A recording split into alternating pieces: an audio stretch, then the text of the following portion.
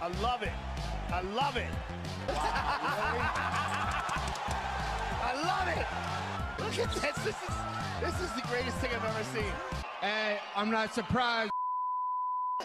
Hey, what's poppin', my homies? Hope you're doing well, feeling blessed, having a good day, having a good week. UFC Fight Night, Chris Curtis taking on Brendan Allen as the rematch in the main event. As always, we take a look at my bets from last week, and it wasn't a winning week, but I don't want to say it was terrible, because we had Loughran at plus 150, submission or decision. Shout out to Pacheco. And we also had plus money on Matthews and Bazooka not to go over distance, because that matchup just painted pure violence, and we saw that. Now looking at the losing bets, see, this is where if one fight goes differently or two fights go differently, instead of it being a losing card, it's a really good card. And that's why I want to say that it's not a terrible loss. As you can see on the screen, if Lupi Godinez wins, that's a nice ticket.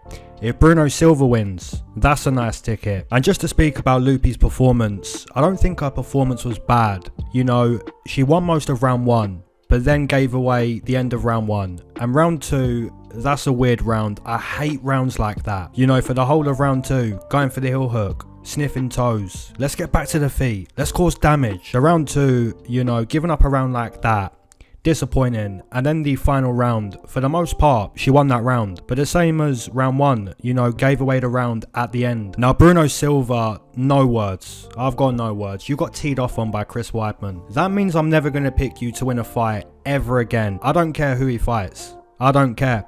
You can put him in there with Elise Reed. I'll pick Elise Reed. I'll do that. And Bill Algeo, you know, just got clipped. I would have liked to seen that fight go midway into round two. Now I've already got two bets currently locked in, and I've had those locked in for like quite a few days. But yeah, if you want my bets for this UFC card, the only way to do that is join my Patreon. Go to the description or the top comment. And yeah, I believe we're gonna essentially win back the unit we lost last week, and maybe more. Now moving into the Money City Champions. If you see your name on the screen, you already know. That's money. Pure money. Let's go.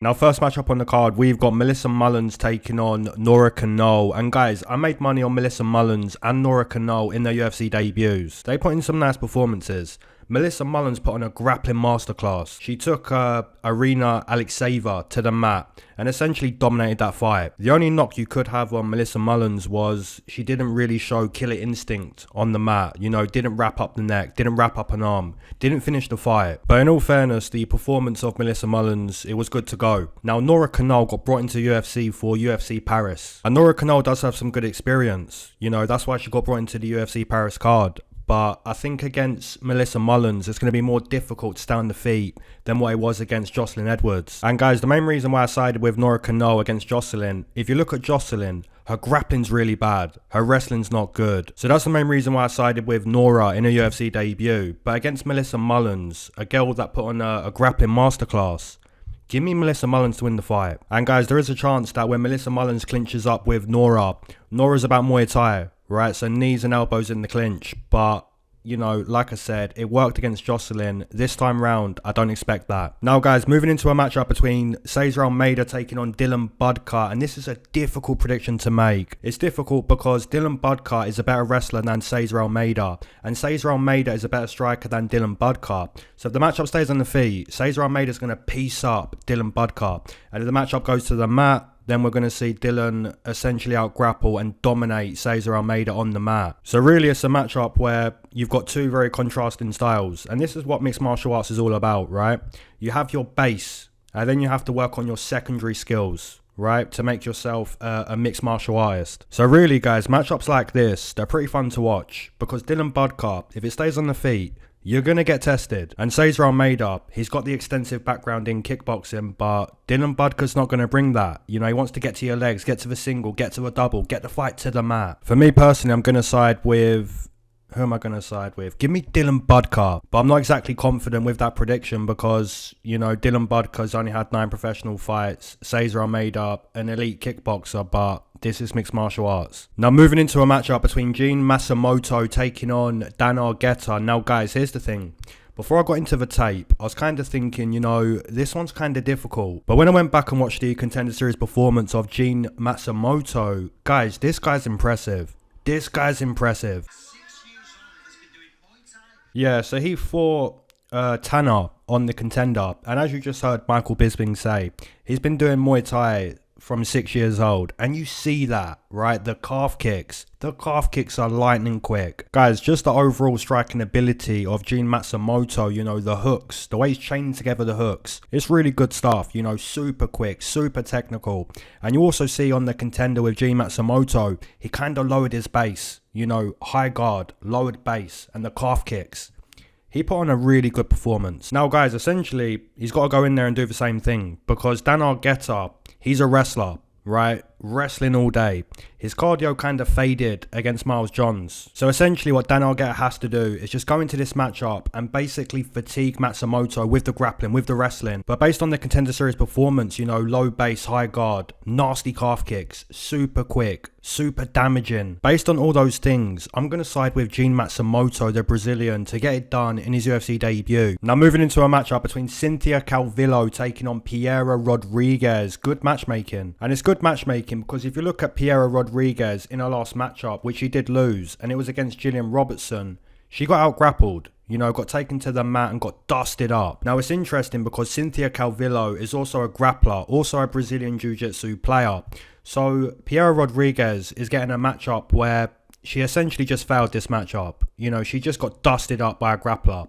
And she's getting another grappler. So that's what we're going to see in this matchup. Has Piera Rodriguez gone back to the gym and essentially worked on her grappling, worked on the takedown defense, worked on her ability to get back to the feet? Because that wasn't there against Gillian Robertson, and it needs to be there against Cynthia Calvillo. However, Cynthia Calvillo hasn't won a fight in like 4 years, which is a massive red flag. And guys, Cynthia Calvillo used to be one of my favourite women's mixed martial artists back in the day. Like back in 2017, 2018. You know, she'll get a submission, get onto the mic and start telling you, look, I'm a shark, the mat's my ocean. But these days are gone. You know, these days are gone. Her jiu-jitsu is good, and if she gets Piera Rodriguez to the mat, she can win the fight. But the concern with betting on Cynthia Calvillo is she's older now, hasn't won a fight in a while, and her striking's never been good. Whereas with Piera Rodriguez, maybe it's wishful thinking, but I'd like to think that she has improved her grappling since she got dusted by Gillian Robertson. So give me Piera Rodriguez to win the matchup, keep the fight on the feet, and essentially box with Cynthia Calvillo. Moving into a matchup between Germaine de Randamie taking on Norma Dumont. Now guys, here's the thing. Germaine de Randamie is a 10-time kickboxing world champion. 46-0 as a kickboxer. So in terms of making a bet based on credentials,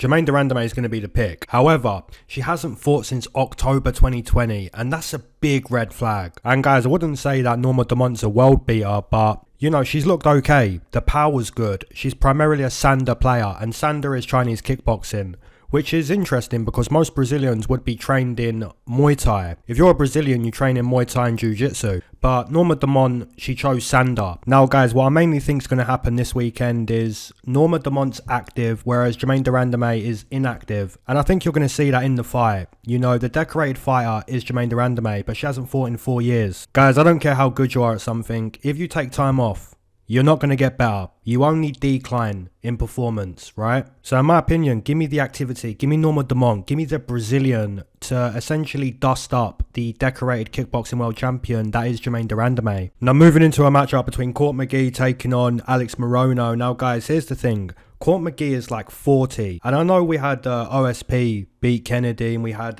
Chris Weidman beat Bruno Silva, but I'm not going to change my logic. I'm not going to pick fighters who have had 4 years off, 5 years off to win matchups. I'm just not going to do it. You know, if you're 40 years old, if you're way past your prime, if you've had years off, it's enough to pick against you, right? Win or lose, it's enough to pick against you. Now, Court McGee got dusted by the left hook of Jeremiah Wells. He got dusted by the right hook of Matt Brown. So he's kind of liable to get dusted by the hooks. Now, Alex Morono, this guy's good. You know, he's been putting in good performances. Looking back at some of Morono's performances, like against Santiago Ponzinibbio, he lost that fight, but for the most part, he dominated the fight. You know, looked good. He also recently lost to Buckley, which, in my opinion, that loss, it's aging okay because Buckley just put on an absolute masterclass when it comes to speed and power. Guys, the speed of Buckley is actually crazy. It's actually crazy. And then you combine the power with the speed. Guys, Buckley put on a really good performance. Credit to that guy. Dusted up for Sente Luque. So my prediction with this matchup is going to be Alex Morono to win the matchup. Like I said, Court McGee, he's 40. I'm not picking no 4-year-olds. Not doing it. Moving into a matchup between Charlie Campbell taking on Trevor Peek. Now guys, Trevor Peek is an absolute dog. Trevor Peek is highly entertaining to watch. His defense is really dusty, but that's what makes him entertaining. It's the ability to absorb damage and continue to march forward. He's not championship quality, he's entertainment quality. And the UFC is primarily focused on entertaining, right? And Trevor Peek is a great asset to have in order to entertain the UFC fan base. Now, Charlie Campbell may say, well, hold on a minute. What do you think about my boxing? It doesn't matter what you think, right? Charlie Campbell's got the entertainment factor too.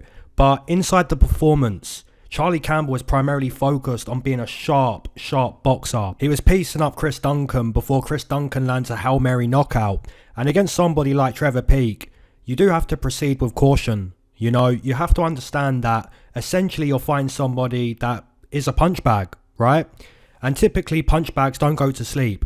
So Trevor Peek is going to stay in this fight, which means he's going to have a chance to fight his way back into the fight, similar to Nate the Train from last week. Now for me guys, I'm going to side with the technically sharper boxer, but avoiding the dogfight and keeping it more strategic. That's the key to victory for Charlie Campbell. And for anyone that doesn't like the prediction, It doesn't matter what you think. let's go Charlie Campbell. Now moving into a matchup between Valter Walker taking on Lukasz Brzeski. Now guys, Valter Walker is a newcomer to the UFC heavyweight division, right? A perfect record, 11 wins, 0 losses. Now I haven't done a whole lot of tape because this week I've been kind of busy, but from what I can see with Valter Walker, he wants to grapple. He wants to get you to the mat and essentially dust you up on the mat. But guys, here's the thing. The striking of Valter Walker, it's not that good. You know, he'll kind of dip his head or leave his chin in the air as he's throwing his strikes. So more than likely, Valter Walker would need a takedown to look good this weekend. Now, here's the thing. Lukasz Brzeski, he's not that good. He hasn't got a win in the UFC yet. He did beat Martin Buday, in my opinion, but the judges robbed him. Now, guys, heavyweight mixed martial arts is similar to women's mixed martial arts in the sense that it's dangerous to bet, right? So I'm not going to bet this fight, but if Lukasz Brzeski can stay on the feet, then maybe his chances are good, but give me Valter Walker to get the fight to the mat and to dust up Lukasz Brzeski. That's my pick. Now moving into a matchup between Ignacio Bahamondes taking on Christos Giagos. Now guys, we can speak about Ignacio Bahamondes hitting Roosevelt Roberts with a nasty wheel kick. And the wheel kick sent Roosevelt to the king of Shadow City, Ben Askren. Why'd you do that to my dad? I didn't mean to, bro. The lie detector determined that was a lie. Yeah, he's out cold. We can speak about that, right? His striking's okay. But what we've got to speak about also is the weakness of Ignacio. And that's going to be his striking defense. He's kind of a magnet to the punches. You know, John McDessie smacking him up with the boxing. Ludovic Klein smacking him up. So that's kind of something you've got to accept with Ignacio Bahamondes. You know, his striking defense, it's not too good. Now, Christos Giagos, his cardio, it's not that great. So even if he dusts you up in round one, he'll kind of fade. And as Christos fades, he does quit. He quits. And fighting is essentially, you know, two people agreeing to essentially resist quitting. That's what fighting is. You know, two people agree, I'm going to show resistance to what you're going to do. And you're going to show resistance to what I'm going to do. And we're going to see who can do that the longest. Who can do that until there's a stoppage. And if we can't get a stoppage, we're going to go the full distance by resisting the urge to quit. Christos Giagos quits when he gets tired. So yeah, Ignacio Bahamondes, the defense ain't great, but even if he gets dusted up in round one, I think he's going to stop Christos later in the fight. Moving into a matchup between Morgan Charriere taking on Chepe Mariscal, and this one's a fire matchup. Now looking back at Morgan Charriere in his UFC debut, he dusted up his opponent, and it was in quick time. So yeah man, Morgan Charriere, the speed is good, the technique is good, and I like what I see in the UFC debut. Now guys, I mentioned this a few weeks ago, and I'm going to mention it again. One of the best ways that you can cause damage with your strikes, you want to essentially deliver the strike with speed. Now coaches will tell you to sit down on your punches, you know, really talk, really sit down on the punch, right? And that is a way to cause damage. You want to do that, but you also want to be quick. You want to be fast. You want to get from A to B lightning quick, right? Because when you do that, essentially you're going to cause more impact. And one of the best or weirdest examples I could give you, let's say you get hit by a car and the car's going 10 miles an hour. You're going to live to tell the tale, right? You'll be back at home later on. You'll be fine. You'll be rolling up in no time, you know what I'm saying? But if that car's going 60 or 70, now it's a problem, right? Because the impact is greater. So the point that I'm making here is Morgan Charriere, the lightning fast speed, it makes him very dangerous. Now on the flip side, Chepe Mariscal, this dude's a dog. His grappling's very good. He's willing to trade bombs on the feet. And some people might say that he got lucky against Jack Jenkins, but in my opinion, he broke Jack Jenkins. And there is a chance that Chepe Mariscal can break Charriere, but more than likely, in round 1, Charriere is going to look good. He's going to look fast. He's going to be technically better than Chepe Mariscal. So guys, if Chepe Mariscal wants to win the matchup, in my opinion, he's got to rely on his toughness in round 1 and then essentially show Morgan Charriere, look, you're very quick, you're very technical, but I'm too much of a dog. Give me the last pirate, Morgan Charriere. Moving into the co-main event, we've got Alexander Hernandez taking on Damon Jackson. Now guys, here's the thing. Alexander Hernandez, the cardio's dusty, the chin's a little bit dusty, the durability's a little bit dusty. But is Damon Jackson really the fighter to beat Alexander Hernandez? Hernandez has fought 12 times in the UFC. He's won 6. He's lost 6. Is Damon Jackson going to hand Alexander Hernandez another defeat? He best not. He really best not. Because Damon Jackson has a glass jaw. Dan Ige sent him to the King of Shadow City. Ben Askren, I'm going to play it again. Why'd you do that to my dad? I didn't mean to, bro. The lie detector determined that was a lie. Yeah, he's out cold. Now, it's maybe fair to say that Damon Jackson's cardio is much better than Alexander Hernandez, and his grappling's also pretty good. But yeah, like I said, if Alexander Hernandez loses to Damon Jackson, that would be embarrassing, in my opinion. But what do I know? What do I know? Give me Alexander Hernandez. Now moving into the main event, we've got Brendan Allen taking on Chris Curtis as the rematch in the main event. Now guys, one thing I want to mention to start the breakdown, if you look at rematches in 2024, and correct me if I'm wrong, if you look at rematches in the UFC this year, Morono against Royval, Ortega against Yair Rodriguez, Marina Moroz against Giant Wood, O'Malley against Piera, Ibo Aslan against Turkali, Seri City against Raymond Tavares. But correct me if I'm wrong, you know, if there's a rematch this year that didn't go differently in the rematch, let me know. But yeah, all of those rematches, they played out differently. None of those rematches went the same way as the initial fight. So guys, right now, we've got a trend on rematches not going the same way. And that's interesting because most of the time, in a rematch, the fighter who won the first fight wins the rematch. But not in 2024. Now, if that trend continues, then we're going to see Brendan Allen win the rematch. Because initially, Chris Curtis dusted him up. But guys, don't forget one thing. Brendan Allen's been wearing a dead animal hat. And since he's been doing that, he's won 6 fights in a row. He's been looking cold. Now guys, I would say it's a difficult prediction to make. I always seem to pick Brendan to win matchups, and I always seem to pick against Chris Curtis. Maybe I'm still salty that I didn't cash my -120 on Nasruddin against Chris Curtis. Because let's be honest, Curtis quit. Dude quit. He could see just fine. Now the prediction I'm going to make is Brendan Allen to win the rematch, to win the main event. Obviously I could be wrong, but yeah, I think Brendan's in good form. You know, if he gets the back of Chris Curtis, it could be a wrap.